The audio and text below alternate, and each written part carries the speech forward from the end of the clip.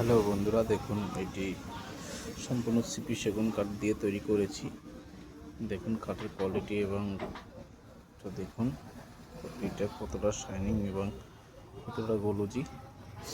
আমাদের নিজস্ব কারখানায় তৈরি করেছি। দেখুন একটি ভিক্টোরিয়া চেয়ারগুলো দেখুন, চার পায়া দিয়ে তৈরি করা। দেখুন কতটা শাইনিং এবং কতটা গোলজি লাগছে। আমাদের নিজস্ব কারখানায় তৈরি করি।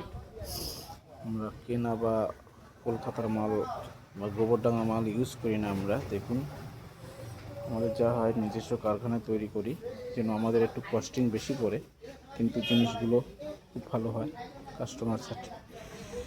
দেখুন আমরা এই চেয়ারটি অনেকগুলো সেল করেছি এর আগে, আবার সেল করছি।